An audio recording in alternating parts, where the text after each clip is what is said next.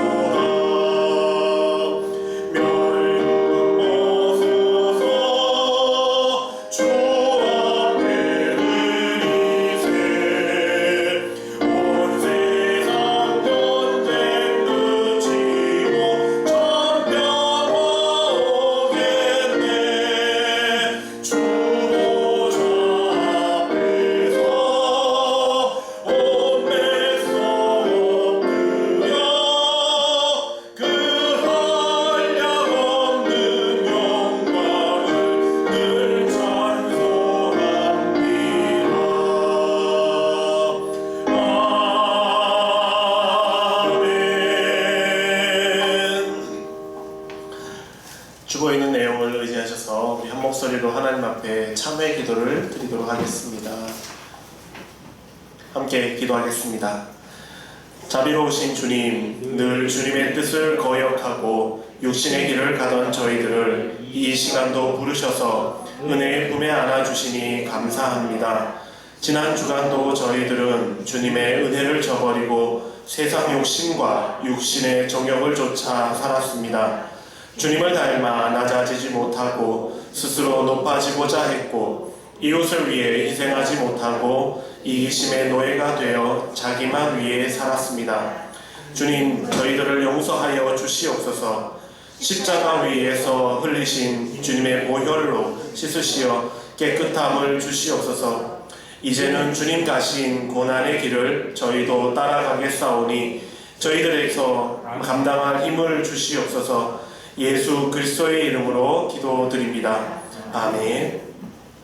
계속해서 한 주간의 삶을 돌아보며 주님과 나만이 아는 은밀한 죄를 침묵으로 고백하는 기도를 드리도록 하겠습니다.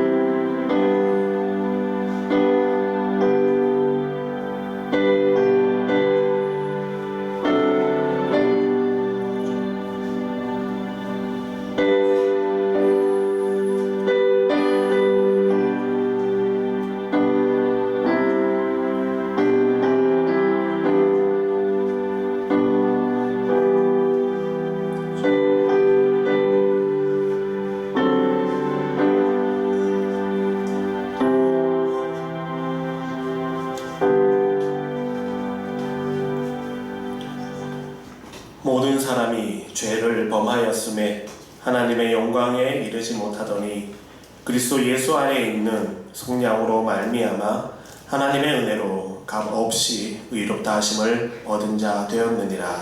아멘. 우리 죄를 사유하신 주님께 사도신경으로 우리의 신앙을 고백하도록 하겠습니다. 나는 전능하신 아버지 하나님 천지의 창조주를 믿습니다. 나는 그의 유일하신 아들 우리 주 예수 그리스도를 믿습니다. 그는 성령으로 잉태되어 동정녀 마리아에게서 나시고 본디오 빌라도에게 고난을 받아 십자가에 못 박혀 죽으시고 장사된 지 사흘 만에 죽은 자 가운데서 다시 살아나셨으며 하늘에 오르시어 전능하신 아버지 하나님 우편에 앉아 계시다가 거기로부터 살아있는 자와 죽은 자를 심판하러 오십니다. 나는 성령을 믿으며 거룩한 공교회와 성도의 교제와 죄를 용서받는 것과 몸의 부활과 영생을 믿습니다. 아멘. 자리에 앉으시기 바랍니다.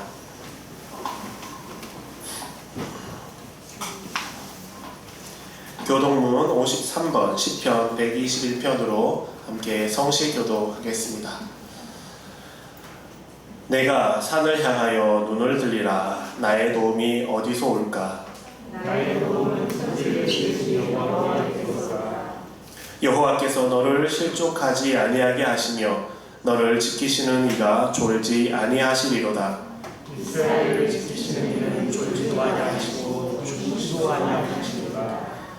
여호와는 너를 지키시는 이시라. 여호와께서 내 오른쪽에서 내 그늘이 되시나니 자기 해가 나를 생각이 아니하며 밤의 달도 너를 거치지 아니하리로다. 여호와께서 너를 지켜 모든 환난을 면하게 하시며 또 내 영혼을 지키시리로다. 여호와께서 너의 집을 지금부터 영원까지 지키시리로다. 아멘. 함께 찬송가 94장으로 함께 찬양하겠습니다.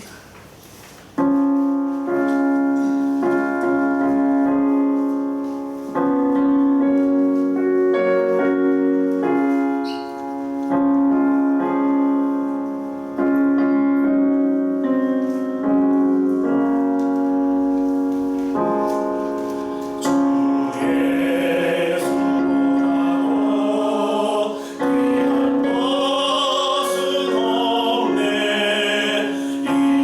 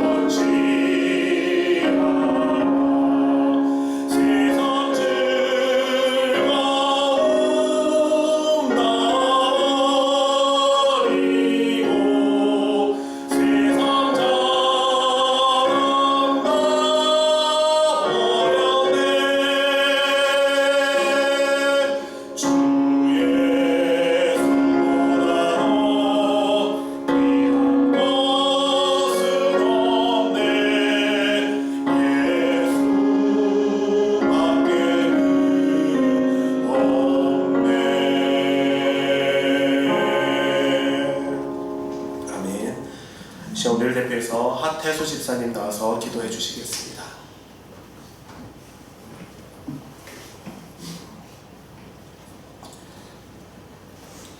지친 영혼을 소생시키시고 피할 길이 되시며 우리를 의의 길로 인도하시는 참 좋으신 하나님, 우리의 생사화복을 주관하시어 위협적인 장맛비가 오가는 일기 속에서도 은혜 가운데 성도들의 가정과 교회를 안전하고 건강하게 지켜주시고 평강 가운데로 인도해 주심을 감사드립니다. 아멘. 하나님을 예배하는 거룩한 자녀로 택함을 받게 하여 주심도 감사드립니다. 아멘.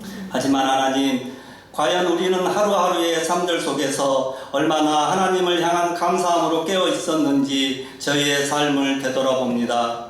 2020년 사람이 최고일 거라 생각하며 자만하며 살아왔던 저희들에게 코로나19라는 바이러스로 저희는 두려움에 가슴 졸이며 살아왔었고 우리의 삶이 송두리째 바뀌어 버렸습니다.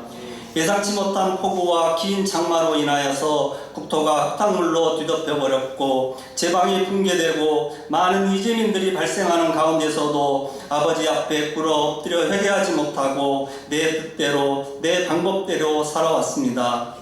아버지, 이 나라 이 민족을 위해 전심을 다해 기도하지 못했던 저희의 교만한 마음들을 용서하여 주시고 저희의 모든 죄와 허물을 자복하고 통회하게 하시어 세상을 향하신 아버지의 뜻을 발견하며 나아가는 겸손한 믿음들이 되게 하여 주시옵소서. 쏟아지는 폭우가 멈추게 하시며 더 이상 사망자와 이재민들이 발생하지 않도록 도와주시고 하루빨리 모든 것들이 복구되어지며 낭망하고 절망 가운데 있는 영혼들이 있다면 일어설 수 있는 힘과 용기를 더하사 힘든 위기를 잘 극복하고 이겨내게 하여 주시옵소서. 세종교회를 위해 기도드립니다. 주님이 주인 되는 귀한 교회가 되게 하시고 성령 하나님의 일하심을 보게 하시며 그리스도의 향기를 바라는 귀한 교회가 되게 하여 주시옵소서. 장마로 인해 어려운 이웃을 돌아보게 하시며 그리스도의 사랑을 나누고 섬기고 헌신하는 그리스도의 빛된 공동체가 되게 하여 주시옵소서. 기도의 등불이 꺼지지 않게 하시며 성령의 하나됨의 역사를 통하여서 위기가 기회가 되어지는 하늘의 기적을 경험하게 하여 주시옵소서. 우리의 자녀들을 어지러운 세상 속에서 불꽃 같은 눈초리로 지켜 보호하여 주시고 하늘 아버지께 소망을 두며 기쁨으로 여호와를 예배하는 그리스도의 용사들이 되게 하여 주시옵소서. 담임 목사님을 위해 기도드립니다. 오늘 또 주님의 말씀을 들고 담 위에 오르실 때 목사님을 영육간의 강건함으로 붙잡아 주시고 성령으로 기름 부으시사 오직 성령의 말씀만을 증거하시며 선포되는 말씀이 우리의 영혼 안에서 역사하시어 우리의 마음과 삶을 변화시키는 놀라운 은혜가 임하게 하여 주시옵소서. 선포되어지는 말씀을 통해 하나님이 주시는 위로와 기쁨으로 우리 영혼이 만족하고 세상을 향해 힘찬 발걸음을 옮기게 하시며 낙담과 실망이 소망과 기쁨으로 변화되어 우리의 가정과 일터에 기쁨이 마르지 않는 생명샘이 되게 하여 주시옵소서. 우리의 삶 속에서 언제나 구원자 되시는 하나님께 감사드리며 예수 그리스도의 이름으로 기도드립니다. 아멘.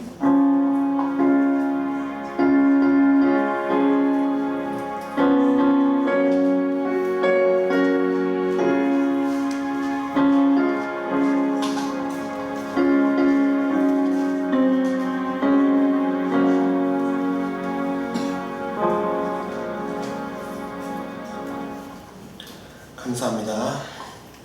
오늘 하나님께서 우리에게 주시는 말씀은 구약성경 하박국 3장 16절부터 19절까지의 말씀입니다.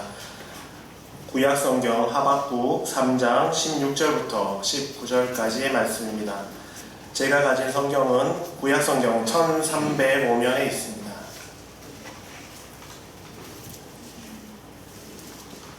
다 찾으신 줄 알고 하나님의 말씀을 봉독하도록 하겠습니다.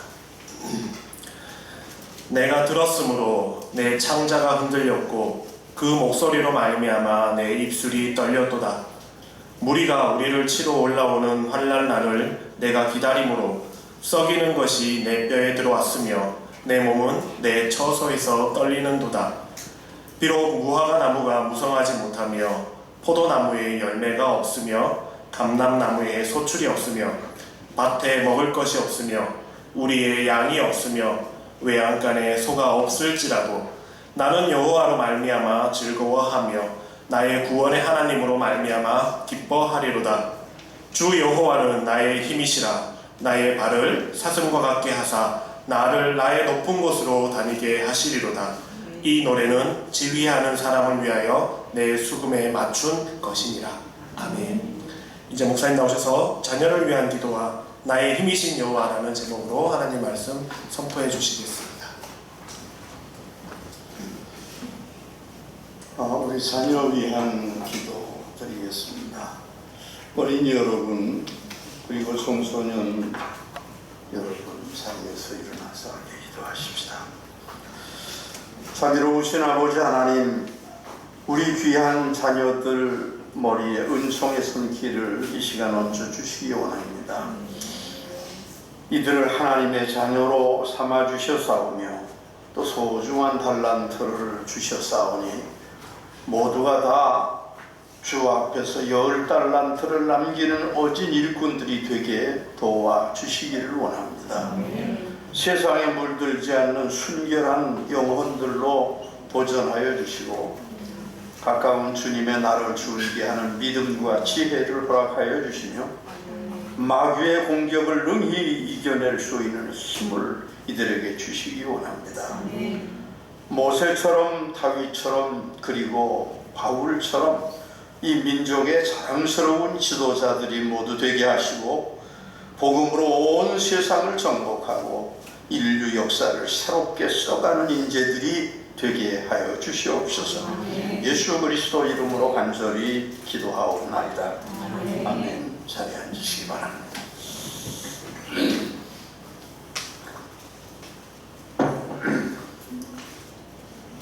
집사님 아주 귀한 기도 감사드립니다.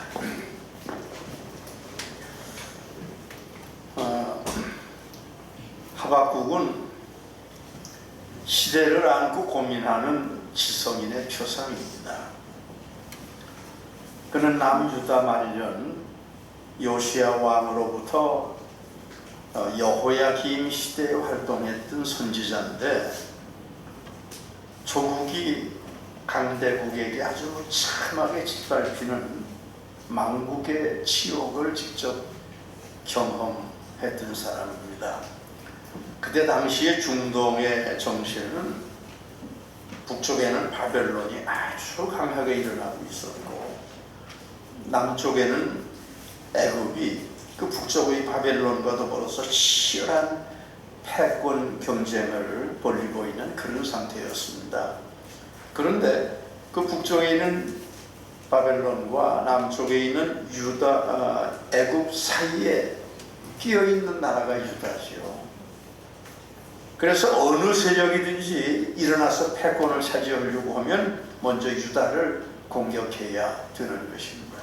유다를 거쳐야 상대편을 치는 거죠. 그래서 애굽왕 느고가 유다를 쳐들어왔어요. 그래서 무기토에서 전쟁이 벌어졌는데 그 전투에서 유다가 아주 비참하게 패했거든요. 그리고 요시야 거기서 전사를 해요. 그리고 예루살렘을 점령한 느고가 들어와서 여호야김을 세워서 유다의 새로운 왕으로 세우고 그리고 아주 많은 조공을 바치라고 요구를 했습니다. 그리고 나서 여호야김이 11년 동안 유다를 통치를 했는데 그는 그 위기 상황에 맞지 않게 참 욕심이 많고 사악하고 영이 꽉 막힌 그런 사람이었어요. 그래가지고 애굽에 가지고 갈 소공이라고 해서 그것을 빙자해가지고 아주 과중한 세금을 거두어들여가지고 그 중에 상당한 부분을 왕이 착복을 했습니다.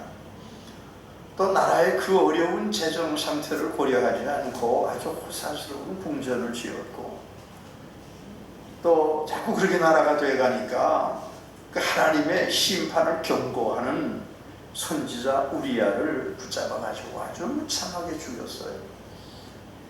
그리고는 그 예언의 경고가 듣기 싫다고 해서 말씀 두루마리를 찢어가지고 불에 던져서 태웠습니다. 그리고 그 아버지 요시야 왕이 다 그 사방에 우상제단을 헐어버렸는데 그것을 다시 쌓고 우상 앞에서 왕이가 분향을 하고, 그러니까 여호와 보시기에 너무 사악한 짓을 계속한 것입니다. 여호야김 4년에 애굽이 갈그미스 전투에서 바벨론과 더불어 싸우는데, 그때 거기서 바벨론이 아주 애굽이 패배를 해요. 그리고 나서 바벨론이 그 중동 전 지역을 통치하게 됐는데, 그래서 유다는 바벨론의 지배 아래 통치를 받고 있었습니다. 근데 그로부터 3년 후에 여호야김 왕 7년에 왕이 갑자기, 그때 그 대표적인 선지자가 예레미야거든요. 예레미야 선지자가 계속 그 예언한 내용을 여러분 아시고 계실 거예요. 예레미야서에서 그 내용이 뭐냐면 바벨론을 떠나지 말라는 거예요. 바벨론을 그냥 의지해서 살면 나라가 산다, 그러지 않으면 나라가 망한다, 계속해서 예언을 했는데 확 무시해버리고, 그리고 바벨론과의 관계를 단절해버리죠. 그리고는 애굽에 가서 붙는 거예요. 이건 국면을 오판한 거죠. 그래가지고 분노한 느부갓네살 왕이 유다를 와서 쳐가지고 유다는 아주 비참하게 망하게 됩니다. 그때 여호야김은 쇠사슬에 묶여가지고 끌려가가지고 바벨론에서 비참한 추후를 마주하게 되죠. 그런 그 불행한 시대예요. 그런 그 불행한 시대를 배경으로 하박국 선지자가 하나님 앞에 두 가지 아주 고뇌에 찬 질문을 하는 것입니다. 그게 1장 2장 내용인데, 그 1장 2장 내용을 요약해보면 이제 어떤 건가 하면, 하나는 하나님께 이렇게 질문을 하는 거예요. 하나님은 어찌하여 이 백성이 이토록 심각한 죄를 짓고 있는 것을 외면하고 계십니까? 그때 당시에 세상이 여호야김의 그 악정 아래에서 그냥 부정부패로 인해 가지고 사대악이 가득히 넘치고 있었거든요. 하나님께서 이런 그 썩은 사회를 어떻게 그냥 두고 보십니까? 그런 기도인데, 하나님께서 이걸 못 본 죄 아십니까? 그런 건데, 거기에 대해서 하나님께서 대답을 하시는데요. 뭐라고 하시는가 하면, 그 내용을 요약해서 제가 말씀드리는 거예요. 종말이 속히 오리니 내가 포악한 바벨론을 들어 유다를 심판하리. 그 유다의 썩은 범죄를 바벨론을 들어 치시겠다는 거예요. 그런 답변을 하시는데, 그 답변을 들고 하박국이 너무 심각한 고뇌 상태에 빠지죠. 왜냐하면 바벨론이 얼마나 사악한 나라예요. 그래서 두 번째 질문을 다시 하나님께 던지는데, 아니 공의의 하나님께서 왜 하필이면 저 포악한 바벨론을 들어서 하나님께서 택하신 백성인 유다를 징책하십니까? 그런 질문을 했죠. 그랬더니 하나님께서 다시 답변하시는데 뭐라고 하시는 거니? 유다가 자신의 죄로 징벌을 받는 것처럼, 유다가 망하는 건 누구 때문이에요? 자신들이 지은 죄 때문에, 자신들의 죄 때문에 유다가 망하는 것처럼 갈대아인들, 바벨론은 그들의 죄로 다시 심판을 받는다는 거죠. 이게 하나님의 말씀이에요. 여러분, 누구나 어느 나라나 어떻게 망하죠? 제 죄로 망하는 거예요. 제 죄로. 서로 인과관계는 복잡하게 얽혀 있지만은 하나님의 공의는 하나거든요. 하나님의 공의는 뭐냐면요, 제가 지은 죄로 제가 망하는 거예요. 내가 지은 죄로 내가 망하는 거죠. 다만 언제 누구를 들어 심판하시느냐, 그건 하나님께서 정하시는 거죠. 그건 우린 몰라요. 피조물된 우리가 감히 넘겨다보면서 평론할 수 있는 그런 건 아니거든요. 그래서 바벨론은 그 후에 제 죄로 말미암아 하나님의 심판을 받고 망하지요. 그 내용이 다니엘서 5장에 나옵니다. 바벨론 마지막 날인데 그 마지막 왕이 벨사살 왕이죠. 벨사살 왕이 그 마지막 날 귀인 1000명을 초대를 해가지고 성대한 잔치를 벌여요. 사람이 그런 거예요. 망하는 날을 자신이 몰라요.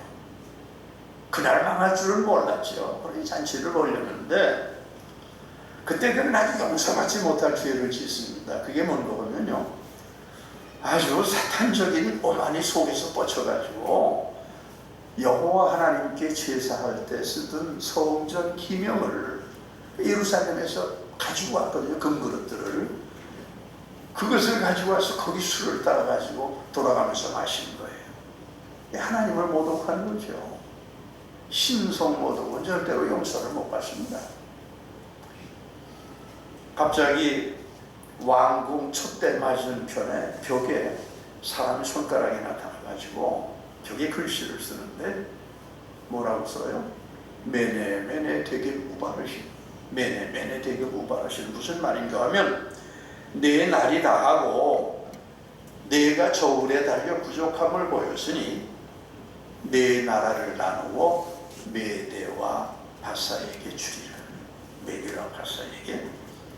그리고 그 밤에 메대 바사의 연합군이 바벨론 성을 기습하는 거예요. 그래야 바벨론 성이 망하죠. 그리고 벨사살 왕은 바로 죽임을 당합니다. 그 후에 그 제국을 차지한 사람이 고레스 왕이잖아요. 그 고레스 왕이 유다 백성들을 놓아가지고 고토로 돌려보내요. 그래가지고 다시 옛 땅으로 돌아와서 선민의 나라 이스라엘을 재건하게 됩니다. 그것이 하나님의 역사인 거예요. 우리는 이제 우리의 잠깐 사는 날을 통해서 그 거룩한 역사의 흐름을 모르죠.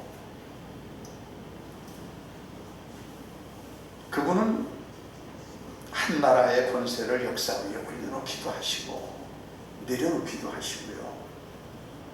공의의 저울에 따라서 세우기도 하시고 폐하기도 하시고 그분이 하시는 일이에요. 여러분, 하나님 앞에 겸손해야 됩니다. 오만하면 절대로 존재하지 못해요.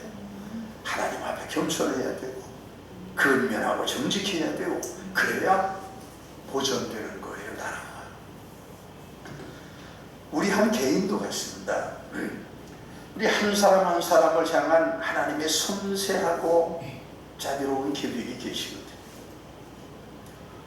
우리는 그분의 계획에 따라서 삶의 무대에 올라갔다가 때가 되면 무대를 내려가야 되죠. 그게 우리의 생애입니다. 여러분, 지도자 모세를 보세요. 그 얼마나 훌륭하게 산 사람이에요. 그런데 그 모세의 최후를 보면은 너무 안쓰럽고 한스럽지 않습니까? 참 안타깝죠. 하나님께서 모세를 그 느보산 줄기의 최고봉이 비스가산이거든요. 그 산 꼭대기에 세우시고 눈을 열어서 저 먼 가나안 땅, 지금 이스라엘 백성들이 지금 들어가려고 하는 땅이죠. 그 가나안 땅의 온 땅을 보여주세요. 그러시면서 하시는 말씀이 뭐냐? 내 눈을 들어서 땅을 보라. 그러나 너는 그리로 들어가지 못하리라.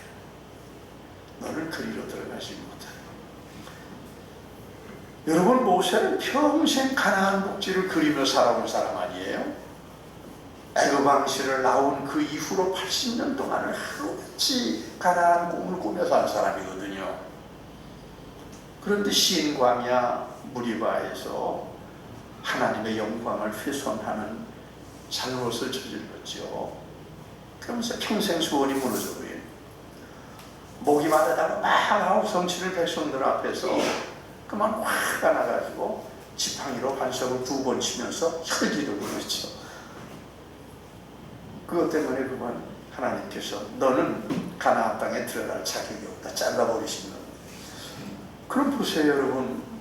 아니 남편이 6이나 되는 여인도 용서하신 하나님 아니세요? 선지자를 돌로 쳐 죽인 백성들도 용서하신 하나님이시고, 심지어는 독생자를 십자가에 못 박아 죽인 자들까지도 용서하신 하나님이시죠. 아니 그런 하나님께서 어떻게 저 한 번 확 성질냈다고 해서 모세에게 그렇게 가혹하셨던 것인가? 아니 그보다도 여러분 모세는 얼마나 하나님께 기도했던 사람이에요. 모세는 하나님 앞에서 그 가혹한 처분을 좀 면하게 해달라고 왜 한 번 청원하지 않았을까? 성경에 모세가 그 일 때문에 기도했다는 말이 안 나오거든요.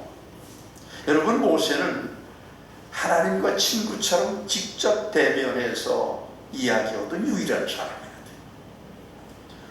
모세가 엎드려서 기도하면 하나님께서 이미 선포하셨던 징계까지도 거두어 들이시지 않았어요.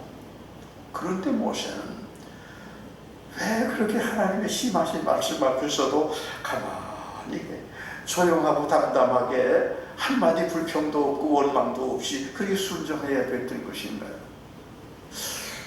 모세가 나이가 많아서 그랬을까요? 나이가 많으면 사람이 안 되죠. 근데 신명기 34장 7절에서 보면요, 모세가 죽을 때 나이 120세였으나 그의 눈이 흐리지 아니하였고 기력이 쇠하지 아니하였더라. 그러니까요, 모세의 체력은 가나안 진입이 능히 가능한 아주 건강해서 칼뚝에 힘이 넘치고 기력이 쇠하지 않은 그런 상태였던 거예요. 그런데 그러한 건강한 상태에서 역사의 무대에서 내려간 거죠. 왜 그렇게 됐을까요? 그거는요, 그렇잖아요. 모세가 당연히 하나님 80년을 내가 꿈꿔온 건데요, 그래도 가나안 땅에 들어가게 해주세요 한마디 해야 옳잖아요. 그런데 안 했거든요. 왜 그랬을까요? 그건 모세가 하나님의 섭리와 계획을 알고 있었기 때문에. 하나님의 섭리와 계획을, 그런 역사 무대 위에서 자기에게 부여된 배역이 뭔지를 아는 거예요. 자기 배역을 다했으면 내려가야 되는 거죠. 그럼 모세의 배역이 뭡니까? 그건 출애굽의 영도자거든요. 이스라엘 백성들을 애굽에서 이끌어내서 어디까지? 가나안 땅까지 데리고 가는 거예요. 가나안 땅까지 데리고 가는 거. 모세는 그 일을 위해서 준비된 사람이죠. 그리고 그의 배역이 끝난 거예요. 가나안 땅 앞에서. 그러면 조용히 드려야 되는 거죠. 그러면 그 다음에 이제 가나안 진입, 그 이후에 배역은 여호수아에게 주어진 거죠. 그래서 여호수아가 감당해야 되는데, 그 세대도 모세 세대가 아니거든요. 그 세대가 40년 광야를 떠돌면서 다 모세 세대가 죽었잖아요. 두 사람만 딱 남았죠. 누구? 여호수아와 갈렙 둘만 남았어요. 그리고 새로운 세대입니다. 새로운 세대가 가나안 진입을 하니까 어때요? 새로운 지도자가 필요한 거죠. 그래서 새로운 지도자 여호수아가 새로운 세대를 이끌고 들어가게 되는 겁니다. 자, 모세의 배역이 끝난 거예요. 배역을 마친 배우는 조용히 무대에서 내려가 줘야 하는 거고, 모세는 그래서 무대를 내려가야 했던 것입니다. 그래서 여러분, 모세의 퇴장은 억울한 일도 아니고 불행한 일도 아니에요. 역사는 그렇게 하나님의 섭리에 따라 흘러가야 되는 것이거든요. 1막이 끝났어요. 제2막이 열리면 새로운 무대는 새로운 주인공이 들어가야 되는 것입니다. 그렇게 한 시대가 가고 또 한 시대가 가고, 옛사람이 가고 새사람이 가고, 그것이 역사의 무대입니다. 모세는 자신의 때를 알고 퇴장의 의미를 알았죠. 그래서 기쁘게 감사의 노래를 부르면서 무대에서 내려가는 것입니다. 그의 죽음은 대포를 맞은편 어느 골짜기에 아주 흔적도 없이 묻혔습니다. 모세의 무덤은 없어요. 아론의 무덤이 있거든요. 그러면 여러분,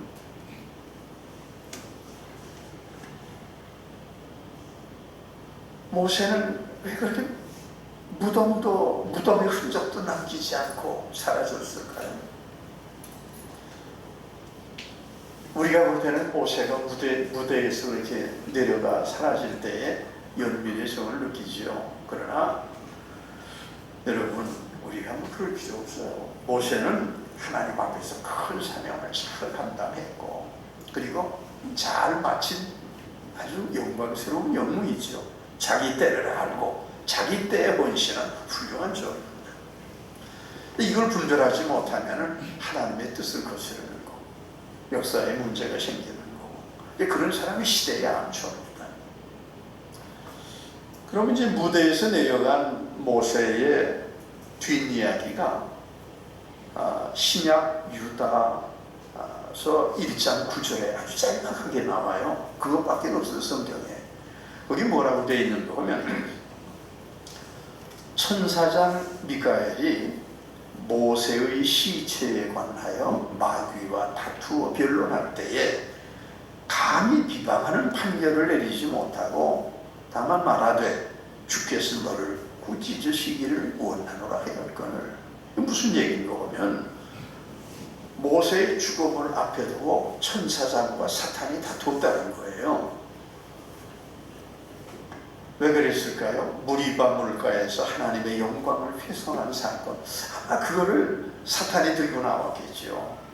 근데 천사가 판단하지 않고 뭐라고요? 하나님께서 너를 부짓기를 원한다고 이렇게 얘기했다는 거예요.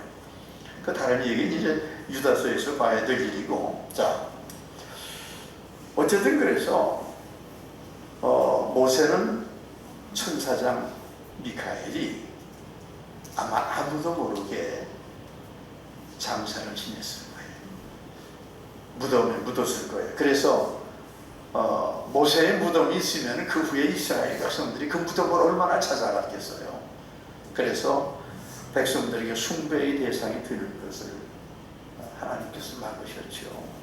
그러니까 다 감사한 일이에요.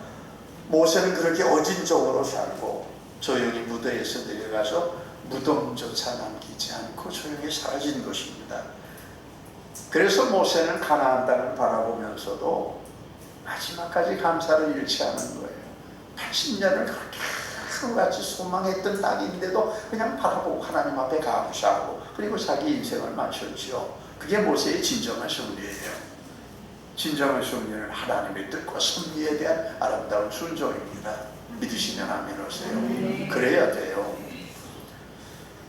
신약시대에도 모세를 이은 극적인 생애를 살고 간 사람들이 여러 명 나와요. 근데 그 중에 하나가 세례 요한인데, 간단히 보면요, 세례 요한은 아주 혜성처럼 등장한 사람이거든요. 한 시대를 풍미했던 선지자입니다. 추종하는 백성들이 구름처럼 모여왔죠. 그 불같은 설교 앞에서 전부 통회의 눈물을 흘렸습니다. 그가 메시아라고는 소문이 온 유다 땅에 가득했거든요. 그러나 세례 요한은 자기 배역을 분명히 아는 거예요. 하나님께서 나를 그분의 섭리와 뜻에 따라 어디에 세워주셨는지 그걸 분명히 아는 거죠. 그래서 예수님이 역사의 중앙 무대에 딱 올라오시면 자기는 내려가 드려야 되는 줄 아는 거예요. 그 다음 무대는 주님의 무대고 자기는 사라져 드려야 하는 거죠. 그래서 세례 요한은 자기를 뭐라고 했어요? 광야의 소리. 예수님을 안내하는 안내자의 소리라는 얘기. 광야의 소리. 나는 그분의 신발 끈을 풀어드리는 것도 감당하지 못하겠다. 주님을 흥하여야 하겠고 나는 수행하여야 하리라. 그래서 예수께서 무대 중앙에 딱 올라가시자 자신은 뒤로 싹 물러나서 의로운 순교자가 돼서 역사의 무대에서 딱 사라지는 거죠. 그것이 세례 요한의 진정한 성경입니다. 섭리에 의한 그런 삶을 알아야 돼요. 본문에서 보이는 하박국 선지자의 반전의 근거도 그것입니다. 보세요. 도대체 하박국이 감사하는데 감사할 조건이 아니잖아요. 지금 그죠? 그 상황에서 뭐를 감사해? 나라가 다 망해 들어가는 판에. 그런데 유다의 헌신은 아주 절망자체거든요. 본문 17절 한번 보세요. 거기 보시면 같이 한번 읽어보세요. 비록 무화과 나무가 무성하지 못하며 포도나무에 열매가 없으며 감람나무에 소출이 없으며 밭에 먹을 것이 없으며 우리의 양이 없으며 외양간에 소가 없을지라도 세상에. 아니 여러분, 이 정도면 사회를 지탱할 경제 기반이 완전히 붕괴된 상태입니다. 아주 극심한 가뭄과 재난으로 생산활동이 완전히 멈춰버린 거죠. 무화과 나무는 다 말라 죽었고 포도나무에는 열매가 하나도 없고 감람나무에도 소출이 없고 곡식은 죽정이만 나고 우리에는 양도 소도 없고, 그러니까 삶의 여망이 다 끊어진 그런 상태입니다. 그러면 그런 상태에서 내일의 소망이 지금 백성들에게 가슴속에 담겨있는 걸까요? 16절 보세요. 지금 하박국의 얘기인데 뭐라고 그래요? 내가 들었으므로 내 창자가 흔들렸고 그 목소리로 말미암아 내 입술이 떨렸도다. 무리가 우리를 치러 올라오는 환난 날을 내가 기다림으로 썩이는 것이 내 뼈에 들어왔으며 내 몸은 내 처소에서 떨리는도다. 이게 무슨 얘기입니까? 지금 갈대아인의 침공이, 바벨론의 침공이 코밑에 다가온 상황이거든요. 언제 포악한 칼날이 와서 들이닥칠지 모릅니다. 바벨론 군대는요, 이르는 곳마다 초토화시켜버리거든요. 남녀노소 가리지 않고 낙사를 하고 재건이 불가능할 정도로 도성을 완전히 파괴해버리고, 그리고 남자들은 거의가 다 포로로 잡아가는 거예요. 그러니까 그 군대가 지나가면 전부 재떨면 나왔습니다. 유다 백성들은 다가오는 전쟁의 공포에 창자가 흔들리고 입술이 떨리고 심장이 떨리고 뼛속이 녹습니다. 지금 그런 공포와 절망의 한계선상에 서 있는 겁니다. 그런데 보세요. 참 놀라운 것은 하박국은 그런 절망적인 상황 가운데서 극적인 반전을 노래하죠. 그 18절에 보십시오. 18절을 보시면 나는 여호와로 말미암아 즐거워하며 나의 구원의 하나님으로 말미암아 기뻐하리로다. 이 반전의 근거가 뭘까요? 지금은 절망적인 상황인데 이 절망적인 상황에서 반전을 노래 부를 수 있는 근거가 뭘까요? 여호와 하나님의 섭리지요. 그분의 섭리는 당신의 사랑과 공의의 완전한 완성입니다. 그 일을 위해서 때로는 오랫동안 기다리시기도 하시고 혹은 죄를 따라서 심판하기도 하시고 사람을 세워서 무대에 올리시기도 하시고 또는 내려가기도 하시고, 그래서 여러분 그분의 계획 안에 나라가 있고 민족이 있고 그리고 들풀처럼 작은 나도 있는 겁니다. 어디에? 그분의 섭리 안에. 하나님의 뜻이 이루어지는 과정은 한결같은 것은 아니거든요. 때로는 초원이기도 하고 푸른 초원, 때로는 거친 광야입니다. 느보산 정상일 수도 있고 종려나무 우거진 여리고 들판일 수도 있고. 근데 문제는 그 배경이 하나님의 뜻이에요. 하나님의 뜻에 따라 전개되는 것이죠. 지금 우리가 현실을 보면서 예상할 수 없는 일들이에요. 그러니까 주님의 뜻을 알고 섭리를 알면 우리는 절망을 이겨낼 수가 있고 반전의 새날을 맞이할 수 있어요. 하나님께서는 반드시 우리에게 반전의 새로운 날을 주시는 분이니까. 다니엘의 세 친구를 보세요. 사드락 메삭 아벳노고 세 청년이 느부갓네살이 만든 금신상에 절하지 않는다고 해서 풀무불에 던져졌지요.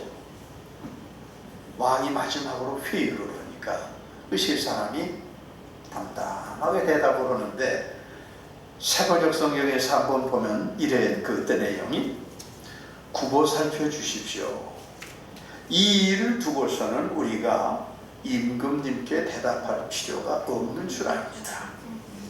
불 속에서 던져져도 임금님, 우리를 지키시는 하나님이 우리를 활활 타는 화덕 속에서 구해 주실 것이고 임금님의 손에서도 우리를 구해 주실 것입니다. 비록 그렇게 되지 않더라도 우리는 임금님의 신들을 섬기지 않고 임금님이 세우신 금신상에게 절을 하지도 않은 것입니다. 그들은요, 풀무불에서 건져주실 줄로 믿어요. 그러나 만일 거기서 그냥 내 생애를 마치게 해주신다고 해도 거기 하나님의 뜻이 계신 것을 알고 받아들이고 하나님께 영광을 돌린다는 것입니다. 그게 믿음의 삶이에요.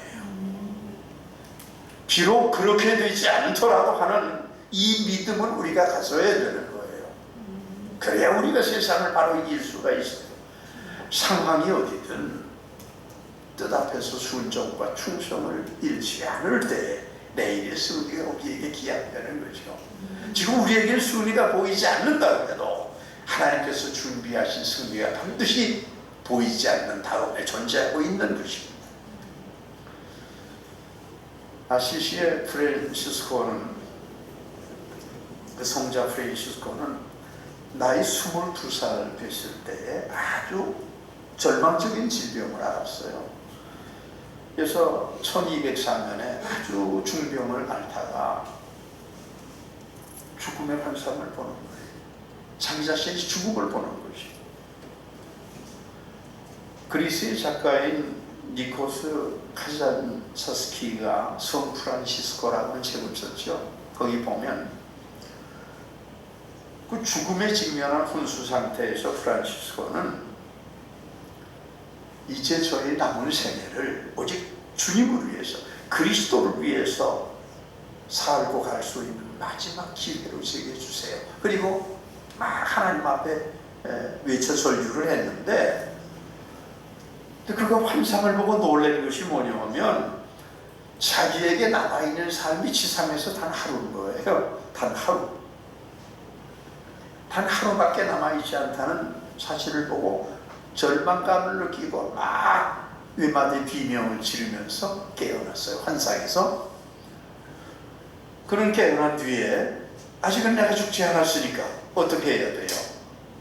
내게 준 하루 아니에요. 내게 준 하루, 남아있는 하루, 내게 남아있는 나의 삶을 오직 주님의 십자가만 바라보면서 따라가는 삶을 살겠다라고 결심을 하는 거죠.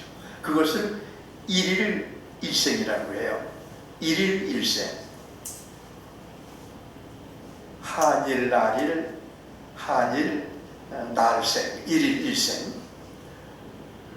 그 일일 일생이 그의 삶의 기준이 됐죠. 일일 일생이라는 게 무슨 말인가 하면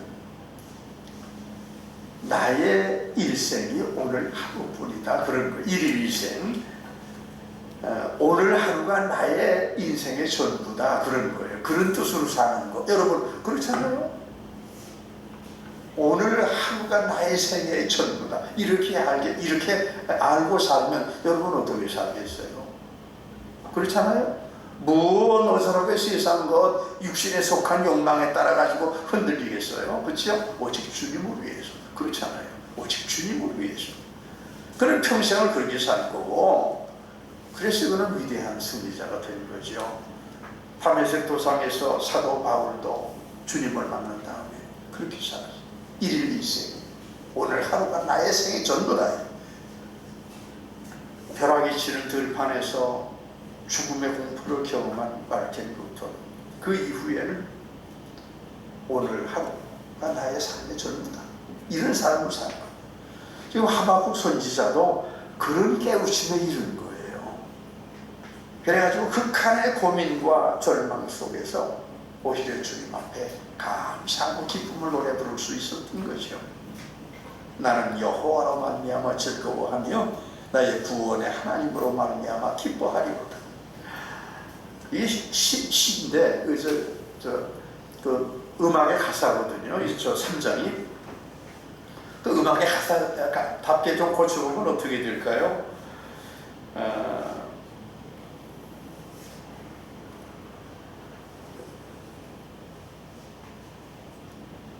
나는 여호와로 말미암아 즐거워하며 나의 구원의 하나님으로 말미암아 기뻐한다. 나는 즐거워하노라. 누구로 말미암아? 여호와 하나님으로 말미암아. 나는 기뻐하노라. 무엇으로 말미암아? 구원의 하나님으로 말미암아. 그런 뜻이에요. 여러분, 우리도 그렇게 살아드려야 되죠. 무엇을 들고 나오느냐, 그런 게 아니에요. 무엇을 하나님께 해드려야 되느냐, 그런 것이 아니죠. 내 인생 전부를 하루로 알고 무대에 주님의 뜻대로 세워드리는 것입니다. 그래서 그분의 뜻대로 쓰여지고 때가 되면 모세처럼 세례 요한처럼 무대에서 내려가 드리고 그리고 감사하며 기뻐해서 하나님께 영광을 돌리는 것, 그것이 우리의 삶이죠. 내려가면 다음의 하루가 기다리고 있는 것, 다음 무대도 하나님께서 준비하고 계신 것입니다. 그리고 그 다음은요, 영원한 하늘의 무대죠. 하늘의 무대로 돌아가야 되는 거예요. 여러분 모두 모세처럼 세례 요한처럼 그리고 하박국처럼 그렇게 자신을 주님 앞에 나의 삶이 오늘 하루인 것처럼 하나님 앞에 내드리는 그런 삶을 사실 수 있기를 바랍니다. 그것이 제가 여러분에게 드리고 싶은 저의 마지막 부탁입니다. 기도하십시다. 주님, 우리를 소중한 삶의 무대 위에 세워주신 것을 감사합니다. 모세처럼 세례 요한처럼 그렇게 살고 그렇게 내려갈 수 있도록 도와주시옵소서. 그렇게 소망을 버리지 않고 감사하며 충성하는 삶을 살고 장차는 영원한 무대로 옮겨가는 우리들이 되게 하여 주시옵소서. 예수 그리스도 이름으로 간절히 기도하옵나이다. 아멘.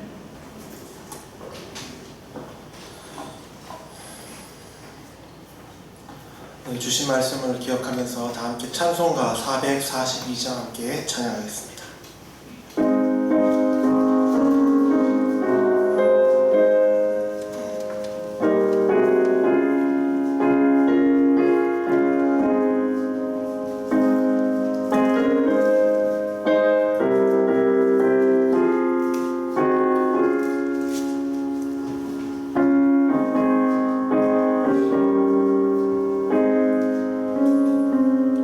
저 장미 위에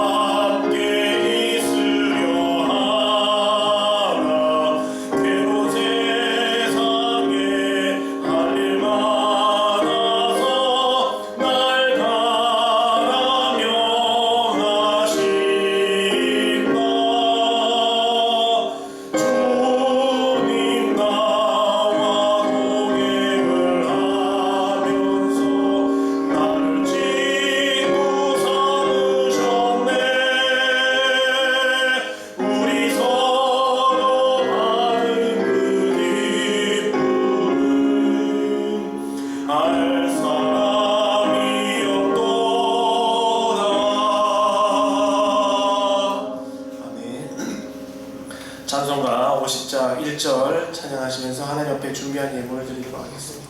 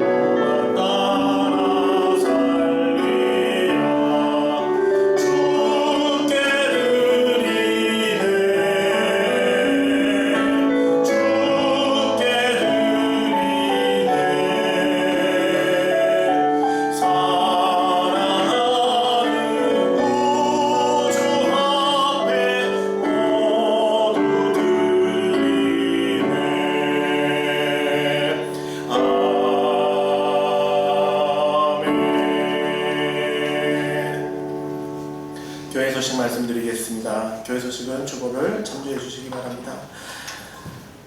코로나와 그리고 폭우로 인해서 많이 어려우신 가운데에도 주님 전에 나온 우리 세종 가족들을 환영하고 축복합니다.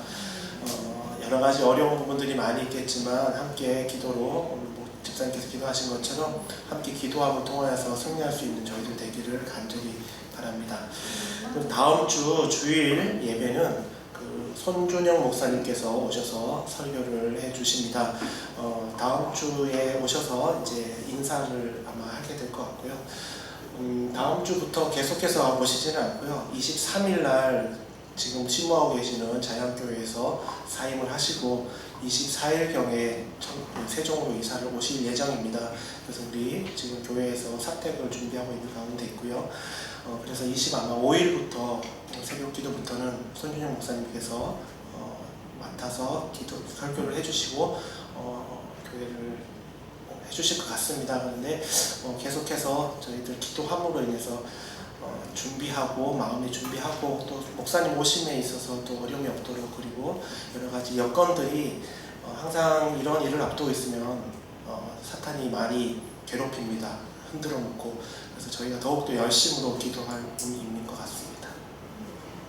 네, 그래서 목사님을 위해서 기도해 주시고요. 뒤에 여기 이력 사항이 나가 있으니까 함께 기도해 주시기를 부탁드립니다. 네, 그리고 지금 총회에서 코로나 관련해서 지금 여러 가지 지침들이 있는데 그것 또한 주님께서 저희들 지켜주시고 있음을 믿고 의지하며 나갈 수 있기를 간절히 소망합니다. 이제 목사님 나오셔서 드려진 예물에 대한 봉헌 기도와 축도해 주심으로 예배를 마치도록 하겠습니다.